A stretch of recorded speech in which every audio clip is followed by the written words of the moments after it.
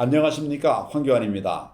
오늘도 황인학 박사님을 모시고 함께 풀어가는 서민경제, 경제 이야기를 좀 나눌까 합니다. 민생과 외부 효과 이런 얘기가 있습니다. 주제가 좀 어려워 보이는데 먼저 외부 효과라고 하는 것이 뭔지에 대해서 한번 설명을 좀 해주시면 고맙겠습니다.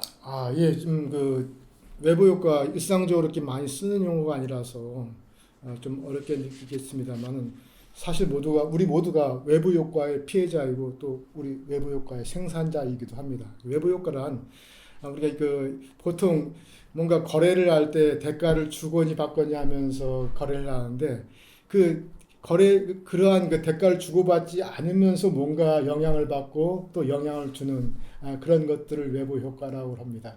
예를 들어서 층간 소음, 분명히 나는 피해를 보고 하는데 이게 시장 거래를 대가로 이렇게 주거니 받거니 거래를 한 게 아니잖아요.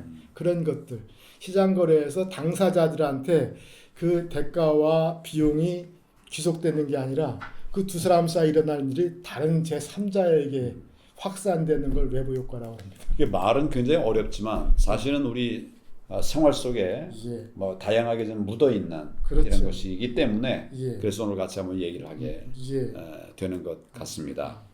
경제학에서도 그 외부 효과에 대해서 많은 연구가 있었을 텐데 외부 효과가 정말 중요한 개념인지 그렇다면 왜 그런지 이런 설명을 좀 해주시면 좋을 것 같습니다. 예, 그 부분이 중요한데요. 그러니까 외부 효과가 크게 두 가지가 있습니다. 하나는 긍정적인 외부 효과가 있고 하나는 또 부정적인 외부 효과. 그러니까 쉽게 말해서 긍정적인 외부 효과는 좋은 외부 효과이다. 또는 부정적인 외부 효과가 나쁜 외부 효과다라고 할 때 한번 예를 들어보세요. 좋은 외부 효과. 대표님처럼 젠틀하시고 나이스하고 친절하신 분들. 만나면 그냥 기분이 좋아지고 여기에 어떤 대가를 받은 건 아니잖아요. 그렇죠. 근데 내가 또 특별히 대가 받은 거 아닌데 누군가가 문을 나설 때 앞선 사람의 문을 잠깐 열어준다든지 그럼 그날 하루 종일 뭔가 기분이 좋아 보이는 예. 이런 게 이제 좋은 의미의 외부 효과죠. 긍정적인 외부 효과. 나쁜 건 나쁜 이야기 하면 안 되지만 예를 들면 지하철 안에서 사람들 많은데 거기서 큰 소리로 전화를 한다거나 좀 술 드신 분들이 거기서 비스듬히 두 좌석 이상을 차지한다든지 이런 것들은 상당히 나쁜 외부 효과이죠. 그래서 이런 외부 효과가 경제학적으로 중요한 이유는 좋은 외부 효과는 사회적으로 바람직한 수준만큼 공급이 안 돼요. 대가를 받지 않기 때문에 나쁜 외부 효과는 이건 좀 적었으면 좋겠는데 사회적으로 바람직한 더 과잉 생산됩니다. 시작이 돼버려두면은 나쁜 외부 효과는 더 많아지고 좋은 외부 효과는 훨씬 적어지는 이래서 좀 문제가 생기는 거죠. 이걸 방치해두면은 굉장히 나쁜 사회가 될 것 같은 느낌이 듭니다. 우리가 이거 간과하기 쉬운 건데 굉장히 중요한 얘기로 이렇게 보여지네요. 부정적인 거 말고 긍정적인 외부 효과 예를 들면 아까도 말씀해 주셨는데 대표님의 친절, 친절 또 미소, 선행 이런 거 이제 선행 저도 이렇게 신문을 보다 보면 가끔 이제 선행 얘기가 나와요. 그렇죠. 예. 그러면 꼭 그걸 메모해 놓습니다. 왜 해놓는가? 나중에 좋은 사람들하고 함께 이야기를 나눠야 되겠다. 거의 일주일에 보면 한 언론 통해서 나오는 건 한 너댓 개는 있더라고요. 그래서 그런 것들을 이제 좀 공유하고 이렇게 하면 괜찮을 것 같은데 이런 것도 긍정적인 외부 효과라고 할 수 있을까요? 그렇죠. 그러니까 지난 아주 긍정적인 외부 효과. 그러니까 남의 이야기지만 그걸 듣거나 봐왔을 때 슬그머니 미소가 떠오르고 그렇죠. 그래서 또 그렇게 나도 하고 싶고. 그래서 좀 지난번에도 누가 돈을 발견해서 찾아다녔는데 잃어버린 사람이 사례금을 주려고 했더니 사례금 안 받겠습니다. 그래서 자꾸 서로 이제 그냥 지나갈 수는 없다. 그러니까 그걸로 차라리 우리 기부를 합시다. 해서 이 습득자와 또 찾아준 사람이 서로 공동으로 기부를 했다. 이런 것들 보면은 굉장히 사회 전체가 밝아 보이고 뭔가 좀 희망적으로 보이고 그래서 이게 좀 긍정적인 내부 효과이죠. 저는 거기다 이중이라는 말을 붙이고 싶네요. 이중 외부 긍정 효과. 예, 그렇죠.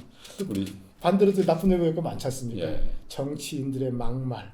그냥 들으면 짜증나고 텔레비전 누가 나오면 끄고 싶고 이런 것들이 뭐 직접적인 나한테 한 이야기는 아닌데 그냥 피하고 싶고 아침부터 저걸 봐야 돼, 아침 저런 얘기 들어야 돼 하면 그런 것들이 상당히 사람들을 불안해하게 하고 짜증나게 하고 화나게 하고 하는 것들이 이제 참 부정적인 외부 효과이죠. 예, 말하다 보니까 우리 일상이 외부 효과로 가득 차 있다. 뭐 이런 느낌이 듭니다. 민생 관련해서 외부 효과가 중요한 이유는 뭘지 또 국민의 행복과 연결되는 이런 것들이 있기 때문에 그럴까? 이 부분은 어떻게 생각하시나요? 예, 미소를 짓게 한다거나 그냥 내일이 아닌데도 화를 나게 한다거나 이건 행복감이 상당히 중요한 요소지 않습니까? 그 대표님 그 국제 행복의 날이라는 게 있더라고요. 나도 이번에 알았습니다. 그렇습니까? 예. 국제 행복의 날. 유엔에서 그 회의를 통해 가지고 지적을 했는데 그 춘분일 매해 3월 20일 국제 행복의 날이고 그날 그 유엔 그 산하 기구에서 뭐 전 세계 그 140개국 이상의 나라를 그 조사를 해요. 그 뭐 행복감, 삶의 만족도라고 해야 될까요? 하여튼 그런 것도 조사해서 비교해서 발표하는데 제가 봤더니 한국은 2024년 3월 20일 날 나온 그 월드 해피니스 리포트 그 보고서에 의하면 한국은 143개국 중에 52위더라고요. 되게 뭐 행복하지 않은 나라예요. 우리나라 엊그저께 발표한 뭐 GNI 개념으로 국민소득 순위가 뭐 세계 12위라는데 행복 지수는 52이면은 상당히 낮지 않습니까? 상당히 낮은데 또 우리 뒤에 또 많이 있다. 예, 그렇기도 하죠. 이렇게 볼 수 있는데 결국에 경제 성장 수준에 비춰보면 너무 낮은 거죠. 예, 거기 행복 지수 계산할 때 그 뭘로 계산하는가 봤더니만 물론 이제 여론조사 주관적 그 행복감을 대한 이야기인데 거기에 이제 일단 돈이 있어야 되는 거고 지금 뭐 GDP라는 국민소득에 들어가는 것이고 거기에 또 뭐 이런 그 부패 남들이 그 사회 부패 뭐 내가 속한 조직이든 내가 속해 있는 나라든 쪽에서 부패를 많이 보게 되면 불안하고 분노하게 되는 것들이 많지 않습니까? 부패 그리고 뭐 이렇게 누군가가 선행 같은 거 하면 이런 거 느끼는 것들 파지티브한 아까 이런 그 외부 효과라든지 또는 뭐 분노케 하는 짜증나게 하는 이런 네거티브한 것 이런 것들이 들어가는 거거든요. 그래서 그 외부 효과가 소득이라는 것은 본인이 직접 번 돈이지만 외부 효과가 부패라든지 이런 그 짜증나는 거든지 또는 선행에 의한 미소를 짓게 하는 것들이 그 국민 행복감에 상당히 큰 영향을 미치기 때문에 우리 국민 개개인이 행복해지려면은 그 국민 개개인의 노력뿐만 아니라 사회 전체가 좀 뭔가 선순환적으로 좀 바뀌는 게 있어야 되는 거예요. 굉장한 이야기입니다.